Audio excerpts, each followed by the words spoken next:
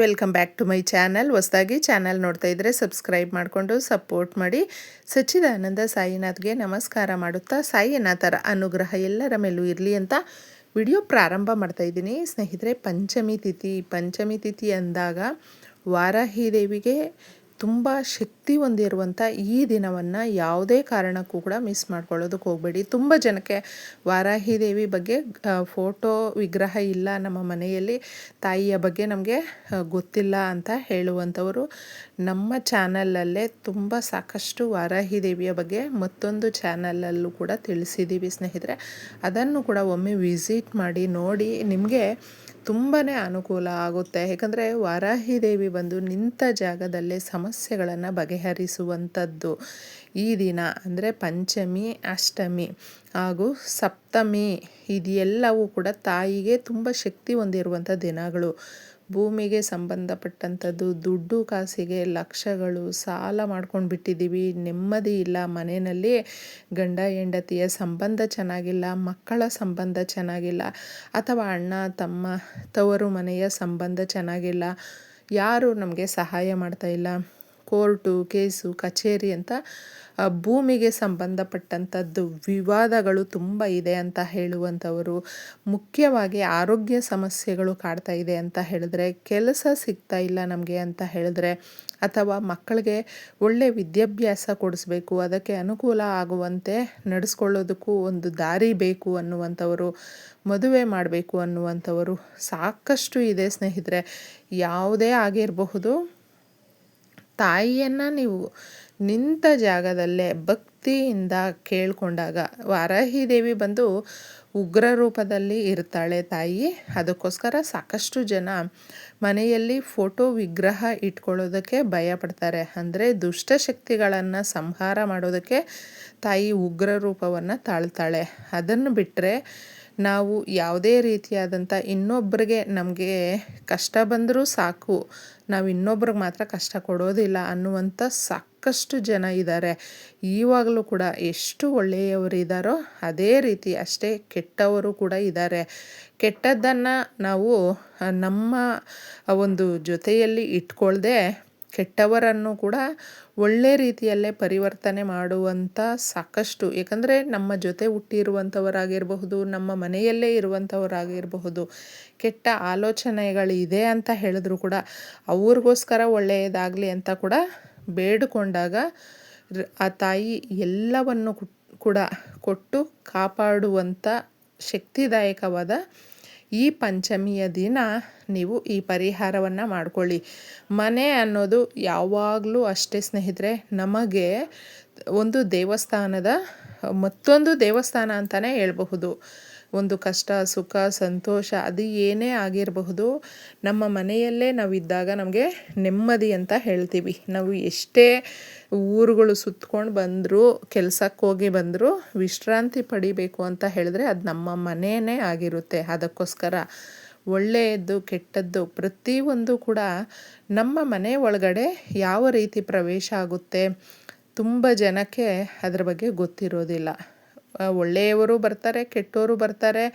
ನಮ್ಮ ಬಗ್ಗೆ ನಮ್ಮ ಸಂಬಂಧಿಕರೇ ದೂರದಿಂದ ನಮಗಿವ್ರು ಏನು ಸಹಾಯ ಮಾಡ್ತಾಯಿಲ್ಲ, ಇವ್ರು ಚೆನ್ನಾಗಾಗ್ಬಿಟ್ಟಿದ್ದಾರೆ, ಈ ರೀತಿ ನಮ್ಮ ಬಗ್ಗೆ ಹೇಳ್ಕೊಳ್ತಾ ನೋವನ್ನು ಪಡ್ತಾ ಇರ್ತಾರೆ. ಆ ನೋವು ನಮಗೆಲ್ಲೋ ಒಂದು ಕಡೆ ನೆಗೆಟಿವ್ ಆಗಿ ಪಾಸ್ ಆಗ್ತಾ ಇರುತ್ತೆ. ಮತ್ತು ಯಾರಾದರೂ ಬಂದಾಗ ನಾವು ಚೆನ್ನಾಗಿದ್ದೀವಿ, ಅನ್ಯೋನ್ಯವಾಗಿದ್ದೀವಿ, ಏನೋ ಒಂದು ತಗೊಂಡಿದ್ದೀವಿ ಅಂತ ಹೇಳಿದ್ರು ಕೂಡ ಕಣ್ಣು ದೃಷ್ಟಿ ಬಿದ್ದೋಗುತ್ತೆ. ಅಷ್ಟು ಕೆಟ್ಟದ್ದು ನರದೃಷ್ಟಿ. ಅದಕ್ಕೋಸ್ಕರ ಅದರಿಂದನೇ ನಮ್ಮ ಕರಿಯರ್ ಲೈಫ್ ಆಗಿರಬಹುದು, ಪರ್ಸ್ನಲ್ ಲೈಫ್ ಆಗಿರಬಹುದು, ಎಷ್ಟೋ ಜನಕ್ಕೆ ರಾಜಕೀಯ ಜೀವನ ಕೂಡ ಅದನ್ನು ಕೂಡ ಒಂದು ಈ ರೀತಿಯ ಕಣ್ಣು ದೃಷ್ಟಿ ಬಿದ್ದಾಗ ಅವ್ರಿಗೂ ಕೂಡ ಎಲ್ಲ ರೀತಿಯಲ್ಲೂ ಕೂಡ ನಷ್ಟ ಆಗಿಬಿಡುತ್ತೆ. ಅಷ್ಟೊಂದು ಸಮಸ್ಯೆಗಳನ್ನು ತಂದೊಡ್ಡುವಂಥ ನರದೃಷ್ಟಿಗೆ ನಾವು ಆ ಪರಿಹಾರ ಮಾಡಿಕೊಳ್ಳೋದಕ್ಕೆ ಮನೆಯಲ್ಲಿ ಇರುವಂಥ ಎಲ್ಲ ಕಷ್ಟಗಳನ್ನು ಪರಿಹಾರ ಮಾಡ್ಕೊಳ್ತೀವಿ ಅನ್ನುವಂಥವರಿಗೆ ಇದು ಸುಲಭ ಮಾರ್ಗ ಅಂತ ಹೇಳಬಹುದು. ಮಂಗಳವಾರದ ದಿನ ಪಂಚಮಿ ತಿಥಿ ಬಂದಿದೆ. ಸಾಕಷ್ಟು ಜನಕ್ಕೆ ಮಂಗಳವಾರದ ದಿನ ನಾವು ಏನು ಮಾಡಬೇಕು ಮಾಡಬಾರ್ದು ಅನ್ನೋದನ್ನು ತಿಳ್ಕೊಂಡಿರಿ. ಅಂತಹ ದಿನಗಳಲ್ಲಿ ಸಾಲವನ್ನು ತಗೊಳ್ಳೋದಕ್ಕೆ ಹೋಗಬೇಡಿ. ಕೆಂಪು ಬಟ್ಟೆಗಳನ್ನು ಹಾಕ್ಕೊಳ್ಳೋದಕ್ಕೆ ಹೋಗಬೇಡಿ. ದೂರ ಪ್ರಯಾಣ ಹೋಗಬೇಡಿ. ಮುಖ್ಯವಾಗಿ ನೀವು ಏನಾದರೂ ಸಾಲ ತಗೊಂಡಿದ್ದರೆ ಸಾಲವನ್ನು ತೀರಿಸೋದಕ್ಕೆ ಪ್ರಯತ್ನಿಸಿ. ಈ ಪರಿಹಾರಕ್ಕೆ ಒಂದು ಕೆಂಪು ಬಟ್ಟೆ ಬೇಕು.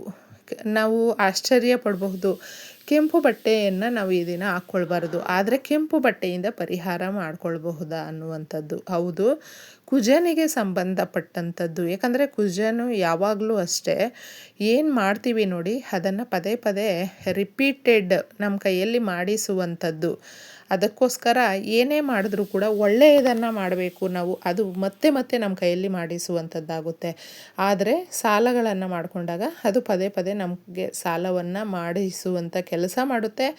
ಸಾಲಗಾರರಾಗೆ ಉಳಿದು ಬಿಡ್ತೀವಿ. ಅದಕ್ಕೋಸ್ಕರ ಪರಿಹಾರಕ್ಕೆ ಕೆಂಪು ಬಟ್ಟೆಯನ್ನು ತಗೊಳ್ಳಿ. 5 ರೂಪಾಯಿ ಕಾಯಿನನ್ನು ತಗೊಳ್ಬೇಕು. ಸ್ವಲ್ಪ ಧನಿಯಾ ತಗೊಳ್ಬೇಕು. ಹಾಗೆ ಕಲ್ಲುಪ್ಪನ್ನು ನಾವು ತಗೊಳ್ಬೇಕು ಸ್ನೇಹಿತರೆ. ಅರಿಶಿನ, ಕುಂಕುಮ ನೋಡಿ, ಇದು ಎಲ್ಲವೂ ಕೂಡ ಶಕ್ತಿದಾಯಕವಾಗಿರುವಂಥದ್ದು. ಈ ವಸ್ತುಗಳೆಲ್ಲ ಸಿಂಗಲ್ಲಾಗಿ ನಮ್ಮ ಮನೆಯಲ್ಲಿ ಒಂದೊಂದು ಮೂಲೆಯಲ್ಲಿ ನಾವು ಇಟ್ಟಿರ್ತೀವಿ. ಆದರೆ ಈ ವಸ್ತುಗಳನ್ನು ಪರಿಹಾರಕ್ಕಾಗಿ ನಾವು ಒಂದೇ ಜೊತೆಗೂಡಿಸಿದಾಗ ಅದರ ಶಕ್ತಿ ಡಬಲ್ ಆಗುತ್ತೆ. ತುಂಬ ಈಸಿಯಾಗಿ ಸಮಸ್ಯೆಯಿಂದ ನಾವು ಹೊರಗೆ ಬರಬಹುದು. ಇದನ್ನು ನೀವು ಸಂಧ್ಯಾಕಾಲದಲ್ಲಿ ರಾತ್ರಿ ಕೂಡ ಮಾಡಿಕೊಳ್ಬಹುದು. ಈ ಪರಿಹಾರವನ್ನು ಕೆಂಪು ಬಟ್ಟೆಯಲ್ಲಿ ಇಷ್ಟು ವಸ್ತುಗಳನ್ನು ಹಾಕಿಬಿಟ್ಟಿದ್ದೆ. ನೀವು ಇದನ್ನು ಒಂದು ಗಂಟಾಗಿ ಕಟ್ಟಬೇಕು ಸ್ನೇಹಿತರೆ. ಮುಖ್ಯವಾಗಿ ನೀವು ಕೇಳ್ಕೊಳ್ಬೇಕು, ನಿಮ್ಮ ಇಷ್ಟ ದೇವರಾಗಿರಬಹುದು, ನಿಮ್ಮ ಮನೆ ದೇವರಾಗಿರಬಹುದು, ಕೇಳ್ಕೊಳ್ಳಿ.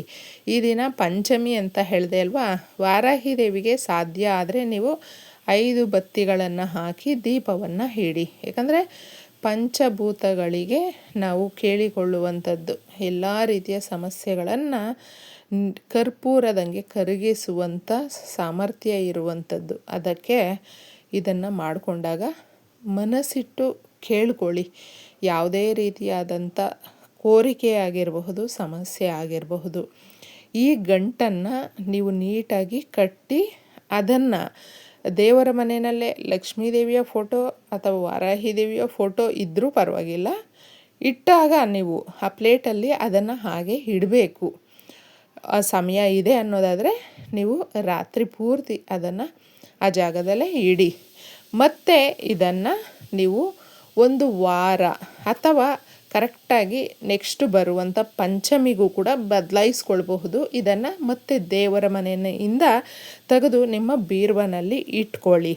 ತದನಂತರ ಇದನ್ನು ನೀವು ಯಾರು ತುಳಿದೇ ಇರುವ ಕಡೆ ಹಾಕ್ಬಿಟ್ಟು ಬಂದು ಮತ್ತೆ ಇದೇ ಥರ ಪರಿಹಾರವನ್ನು ಬರುವಂಥ ಪಂಚಮಿಗೆ ಮಾಡ್ಕೊಳ್ಬಹುದು. ಒಂದು ಬದಲಾವಣೆ ನೀವು ಕಾಣಬಹುದು. ಇಷ್ಟು ಸುಲಭವಾಗಿ ಮಾಡ್ಕೊಂಡು ನೋಡಿ. ಒಳ್ಳೆಯದಾಗಲಿ ಎಲ್ರಿಗೂ. ಧನ್ಯವಾದಗಳು.